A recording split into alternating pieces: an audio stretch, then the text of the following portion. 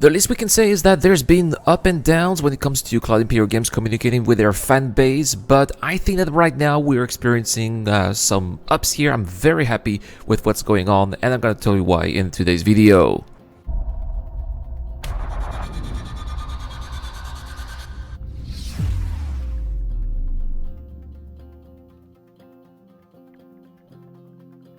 Hey guys, it's the Eradicator, and in today's video we will talk about Cloud Imperial Games Transparency, which is in the golden age right now. What is going on? But it seems like Cloud Imperial Games staff are telling us, at least it looks like, the truth, what is going on, what they are working on. For example, we've recently learned from Todd Pappy and also other staff at CIG, for example, during Inside Star Citizen, that they are working on some stuff on Squadron 42. We've learned that they are working on side missions, which are going to be starting very soon for Squadron 42, and these side missions will be bringing out the drones. I think that was in Star Citizen Live, and recently in Inside Star Citizen we had Todd Pappy telling us that they are also going to be working on a tutorial. So for that tutorial is also going to be benefiting the persistent universe, but they're also going to do that for Squadron 42. So that's great. That also means that there's obviously still a lot of work to do for Squadron 42, and that we're not going to be seeing it for quite some time. But at least we know that there's stuff that's happening, and I'm all for that. And I'm glad that they are revealing these things because I'm totally fine with a delay. I'm totally fine with things being pushed back or being released in a long time, as long as I know what is going on, and that is what's happening right now. So all for that here. That's awesome. But next, this is not the only thing that CIG have revealed. We've also learned a couple of things from Spectrum as well. And the first one is the Grey Cat PTV update. Now, if you're like me, you wanted the PTV to win, well, you're in for a disappointment, but at least we know why it's not going to be happening. So this is a post from Jake Acapella on Spectrum, who says, "Hi everyone, Ship Showdown Phase 1 is nearing completion, and there's still time to get your submissions in for your picks before it ends on August 29th. The amount of love we've seen for your favorite vessel is awesome, especially for a certain little buggy," which of course is the PTV. PTV, which is the oldest ground vehicle that we've had in the game, all the way back in the hangar module, so it's almost been a decade right now. It's pretty much remained the same, which is maybe why we're going to have this post right here. So here they say, "After a discussion with the vehicle team, we've had to make the difficult decision to hold the Grey Cat PTV from advancing to Phase 2 of this year's Ship Showdown, and we'd like to explain why. So the PTV isn't set up for current paint system, and that's because it needs a full rework in the future. So here we know that it's going to have a rework. So here Jake is informing us here of the plans regarding that particular vehicle's plans that we were unaware of. Setting up paints now will require us to do so again once it is reworked. So that's why they're not going to do that. That's why the PTV is disqualified from this year's showdown, unfortunately, because if they put a paint, then with a rework the paint will not be able to be applied, and they will have to redo it again, and that's something that they want to avoid. They want to be avoiding wasting such resources. Now he says, that being said, we cannot ignore the amount of love that has been poured into the PTV, so that means that they are going to be giving it a free paint that everybody will have. It will be given to all backers for free who have a PTV. So that's awesome. If you don't want to have the white paint for the PTV, there will be a free paint that everybody will have. At least we'll have 2 different paints for the PTV. I just hope that we're gonna have more, especially since we're gonna have like actual race tracks for it. If we want to have teams and race and racing teams and race with different colors and people that are easy to identify, it would be great to have different paints as well. I would love to have racing paints with number. It would be so much fun. But anyway, there's a lot of potential here. Now, when it's talk about rework, and this is something that I've talked about in a video that I made recently about possible variants, I would love to also see variants of the PTV. I've said that multiple times. Please give us a transport version with at least 4 seats. Please give us a cargo version.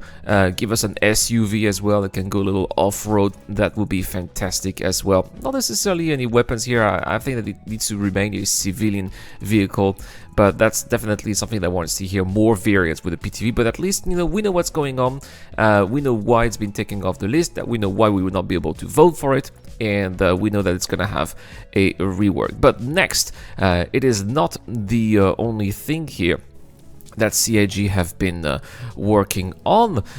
We are going to have some dynamic events coming up this weekend and over the next couple of weekends, and some people are wondering what is going on with the Siege of Orison. Why is the Siege of Orison not happening, unfortunately? And we know that the reason is because they still have a couple of bugs that they want to be fixing. So again, here, more communication from CIG. And that's the reason why we're having jumped on it instead, which I think is great. I'm always all for a little jump down, right? So no worries about this. Here they say that the plan is to bring Orison back in mid-September. So first they are going to be working on it here, and then they'll be bringing mid-September with more info in the weeks to come. Then Xylo even added here that the reason why we don't have Xenothreat also is because the event right now has a few critical bugs and elements that they need to be addressed, that they need to address before they activate it again. So here again, we know what's going on here with the Siege of Orison, why it is not here, unlike what they've been announcing for 3.17.2, and why we're getting jumped down as a placeholder. But it's a pretty cool one, I think. I personally prefer Jump Down over Siege of Orison, even though I appreciate Siege of Orison, but I think Jump Down is more fun. Anyway, speaking of 3.70.2, we were supposed to be having a patch today, something that they talked about a lot. We had another post on Spectrum from Jake Capella about the incoming fix here, which is also going to be bringing a character reset. Well, it's not there. It's not happening this weekend because Xylo gave us an update here again. Due to unforeseen issues, we are going to move this hotfix patch to mid next week, so probably Tuesday or Wednesday, here he says.